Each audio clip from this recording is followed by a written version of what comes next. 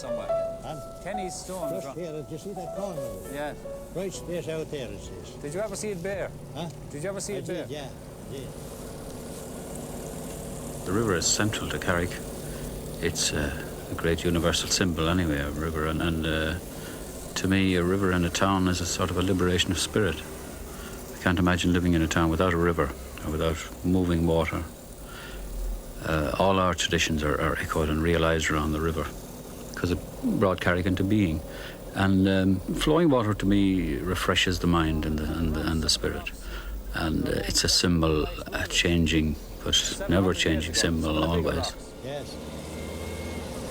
There was a rock in the middle of the river there now in the centre one time, and the boat club took it away out of it. Yes.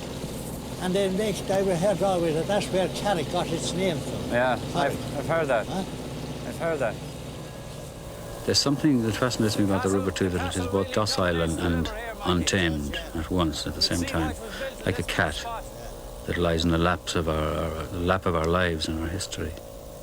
And I think of it that way very often. Boats actually docked in the castle long ago, I understand. As a writer in a small community, your particular challenge is to focus closely on the grain in the wood, so to speak. And the closer you focus, the more the thing opens out, so that the concept of small or large becomes almost meaningless if you do focus closely enough. Imagine the moment an acorn settled in the earth by Sliabh na Món. It lay dormant for one winter, escaped the snout of pig and foot of wood kern, and began its slow journey towards my elbow. In the lush valley of the Suir, cleric, lord and peasant, year by year extemporized the land's entangled story. Through circumstantial dark and day of 10 generations, oakwood grew, aloof from birth cries, love cries, battle cries, until it reached maturity with Black Tom Butler, Earl of Ormond, and Elizabeth's best man in Ireland, who loved the land, but also loved his queen, who may have known Shakespeare, who parleyed with the great O'Neill, and took the sword through Munster, who sent the head of Desmond to London in a basket.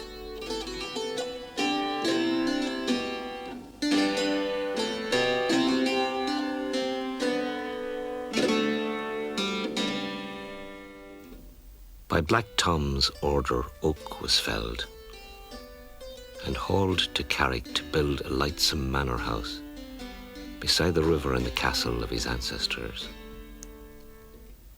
His Gaelic poet, Owen McCrath, sang the manor's praises.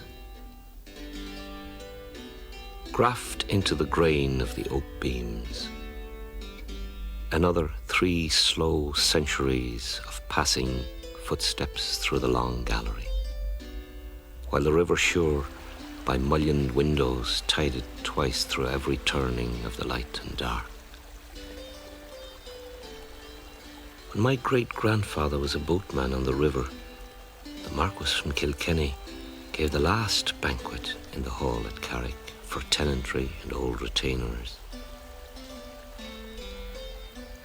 A new tide brought the Irish state to hold the mansion for the people. And in my time, a carpenter, replacing floor beams of the long gallery, gave me a block of oak. Last year I took my slow-grained prize of time to Bruce MacDonald of Tasmania in County Waterford, who turned his craft to it and shaped this bowl that rests beside my elbow. It may in time be someone's heirloom. What happens next is stirring in the dark that waits behind my shoulder. The story's open-ended.